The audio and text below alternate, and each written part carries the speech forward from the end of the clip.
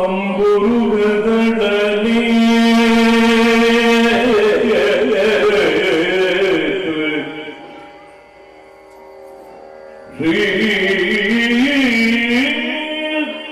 ದುರ್ಗಾಂಬಿಕೆಯ ಮನಗೊಂಡು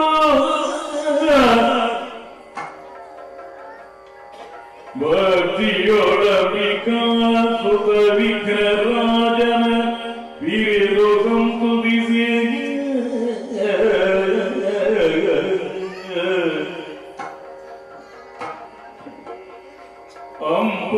ಅಂಬುರಿಯಾತ್ಮಗಿ ಕೈ ಮುರಿದು ಅಂಬುಜಾರಿಯರ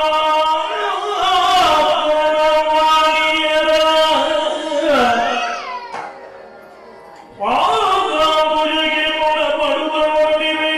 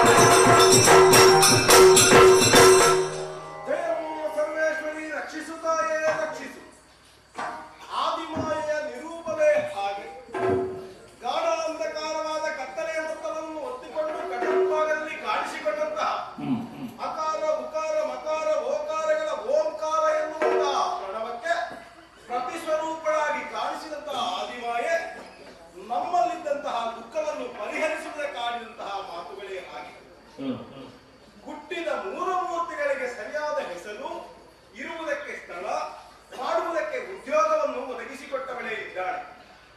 ಒಬ್ಬನಿಗೆ ಬ್ರಹ್ಮನೆಂದು, ಮತ್ತೊಬ್ಬನಿಗೆ ಈಶ್ವರನೆಂದು, ನೀಲವರ್ಣದಿಂದ ಶೋಭಿಸುತ್ತಾ ಇದ್ದಂತಹ ನನಗೆ ಮಹಾವಿಷ್ಣು ಎನ್ನುವ ಹಾಗೆ ಹೆಸರನ್ನು ಅವಳು ಇರಿಸಿದವಳಿದ್ದಾಳೆ. ನಮ್ಮ ಕಾಯಕವೇನು ತಾಯೇ ಅಂತ ಕೇಳಿದ ಕಾಲಕ್ಕೆ ಅವಳಾಡಿದಂತಹ ಮಾತು, ಬ್ರಹ್ಮ ಸೃಷ್ಟಿ ಕಾರ್ಯವನ್ನು ಮಾಡಿದರೆ ಸೃಷ್ಟಿಸಿರಬಹುದಾದ ಸಕಲ ಜೀವರಾಶಿಗಳನ್ನು ಪಾಲಿಸುವಂತಹ ಹೊಡೆಯನ್ನು ಈ ಹೊರಬೇಕು ವಿಷ್ಣು ಅಂತ ಆಡಿತು. ಅವುಗಳನ್ನು ಸಮಸ್ಥಿತಿಯಲ್ಲಿರಿಸುವಂತಹ ಲಯಾಧಿಕಾರವನ್ನು ಪರಮೇಶ್ವರನಿಗೆ ಅನುಗ್ರಹ ಮಾಡಿದಂತಹ ತಾಯಿ ಕಷ್ಟ ಬಂತು ಅಂತಾದಾಗ ನಿಷ್ಠೆಯಿಂದ ಭಜಿಸಿರಿ, ಆ ಹೊತ್ತಿಗೆ ನಾನು ದರ್ಶಿತನಾಗಿ ಬಂದ ದುರಿತವನ್ನು ದೂರೀಕರಿಸಿಕೊಡ್ತೇನೆ ಅಂತ ಅವನು ಆಡಿದಂತಹ ಮಾತು. ಆ ಕಾಲಕ್ಕೆ ನನಗೆ ಯೋಚನೆ ಆದದ್ದು,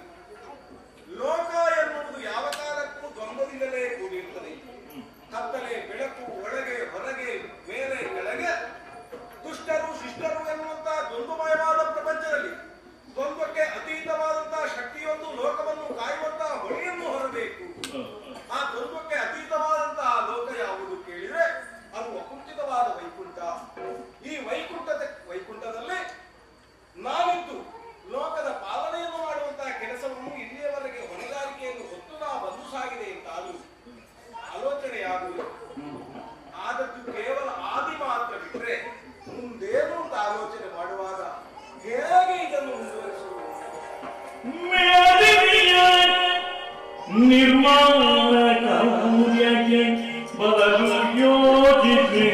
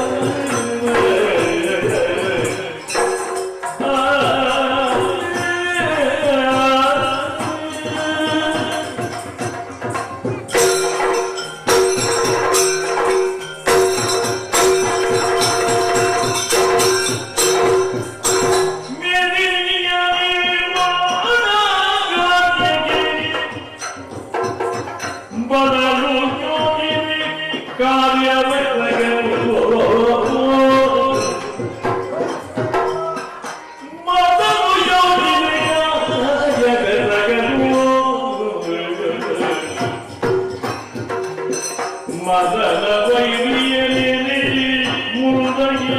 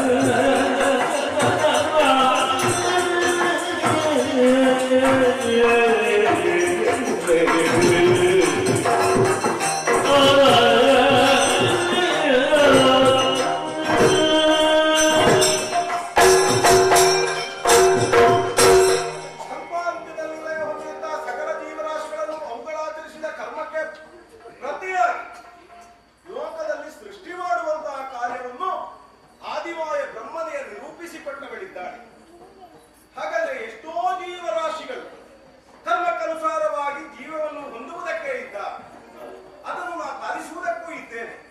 ಮತ್ತೆ ಅದನ್ನು ಲಯಗೊಳಿಸಿ ಮತ್ತೆ ಮುಂದಿನದಾದಂತಹ ಜನ್ಮಕ್ಕದಕ್ಕೊಂದು ಅವಕಾಶವನ್ನು ಕಲ್ಪಿಸಿಕೊಡುವಂತಹ ಈ ನಿರಂತರವಾದ ಪ್ರಕ್ರಿಯೆ ಎನ್ನುವುದು ಸಾಗಲೇಬೇಕು. ಸಾಗಬೇಕು ಅಂತ ಆಡುವಾಗ ಒಂದು ವಾಕ್ಯ ನಾವು ಕೇಳಿರುವುದು ಸ್ಪಷ್ಟವಾಗಿ ನಮಗೆ ನೆನಪು ಬರ್ತಾ ಉಂಟು. ನಾಡಾಂಧಕಾರವಾದ ಅಜ್ಞಾನದಿಂದ ತೊಡಗಾಡುತ್ತಾ ಇದ್ದೇವೆ. ಸುಶ್ರಾರ ಕೊಡು, ಮತಿ ಕೊಡು ಅಂತ ಕೇಳಿದವರು ನಾವುಗಳೇ. ಯಾಕೆ ಅದನ್ನು ಕೇಳುವುದಕ್ಕೆ ಹೊರಟೆವು?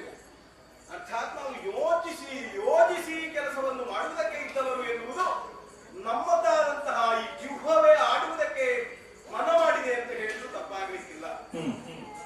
ಯೋಚಿಸಿದ್ರೆ ಜೀವರಾಶಿಗಳು ಸೃಷ್ಟಿಯಾಗಿ ನೆಲೆ ನಿಲ್ಲುವುದಕ್ಕೊಂದು ವ್ಯವಸ್ಥೆ ಬೇಕು.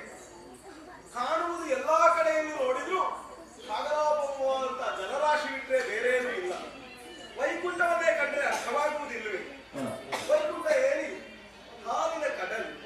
ಹಾಲಿನ ಕಡಲಿನ ಮೇಲೆ ನಾನು ಈ ಕಾಲಕ್ಕೆ ವಟಪತ್ರಶಾಹಿಯಾಗಿಯೇ ನೆಲೆಗುಂಟದ್ದು. ನಿಜವಾಗಿ ನನಗೂ ನಿಲ್ಲುವುದಕ್ಕೆ ನೆಲೆ ಎನ್ನುವುದು ಈಗ ನನಗೆ ಕಲ್ಪಿತವಾದದ್ದು. ಹೇಗೆ ಹೇಳಿದ್ರೆ ಒಂದು ವೃಕ್ಷದ ಎಲೆ. ಹಾಗಾದ್ರೆ ಏನು? ನಾನು ನೆಲೆ ನಿಂತ ಹಾಗೆ ಎಲ್ಲಾ ಜೀವರಾಶಿಗಳು ಹೀಗೆಯೇ ನಿಲ್ಲುವುದು ಅಲ್ಲ. ಅವುಗಳಿಗೆ ನಿಲ್ಲಬೇಕು ಅಂತಾದ್ರೆ ಸ್ಥಿರವಾದ ಜಾಗವೊಂದರ ನಿರ್ಮಾಣ ಆಗಲೇಬೇಕು. ಆಗಬೇಕು ಅಂತಾದ್ರೆ ಹೇಗೆ ಅಂತ ಆಲೋಚನೆ ಮಾಡುವಾಗ ನನ್ನ ಯೋಚನೆಯ ಮತಿಯ ಮಿತಿಯಲ್ಲಿ ಹೊಳೆಯುತ್ತಲೇ ಇಲ್ಲ. ಏನನ್ನು ನಿರ್ಮಾಣ ಮಾಡೋಣ, ಅದಕ್ಕೆ ಯಾವ ಹೆಸರನ್ನು ಕೊಡೋಣ, ಅದರಲ್ಲಿ ಹೇಗೆ ನಿಲ್ಲಿಸೋಣ ಎನ್ನುವ ಆಲೋಚನೆ ಮಾಡುವಾಗ ಬೇಡ, ಒಬ್ಬನೇ ಆಲೋಚಿಸಿ ಫಲ ಏನು? ಇಬ್ಬರು ಆಲೋಚಿಸಿದೆವು ಅಂತಾದ್ರೆ ಒಂದು ನಿರ್ಣಾಯಕವಾದ ನಿರ್ಣಯವನ್ನು ಕೈಗೊಳ್ಳುವುದಕ್ಕಾಗುತ್ತದೆ ಅಂತ ನಾನು ಭಾವಿಸ್ತಾ ಇದ್ದೇನೆ. ನನ್ನ ಜೊತೆಯಲ್ಲೇ ಬಂದವರು ಈ ಕಾಲಕ್ಕೆ ಅವರಿಗೆ ನೆಲೆ ನಿಲ್ಲುವುದಕ್ಕೆ ಕೊಟ್ಟದ್ದು ಕೈಲಾಸ ಎನ್ನುವಂತಹ ಪ್ರದೇಶ. ಆ ಪರಮೇಶ್ವರನನ್ನು ಜ್ಞಾನಶಂಕರ ಅಂತ ಹೇಳಬಹುದು. ಕಾರಣ ಅವನು ಜ್ಞಾನವಿಹೀನರಾಗಿರುವ ಸುಜ್ಞಾನವಿತ್ತು ಅಂತ ಕೇಳಿದರು. ಅವನನ್ನು ನಾ ಜೊತೆಯಾಗಿಸಿದೆ ಅಂತ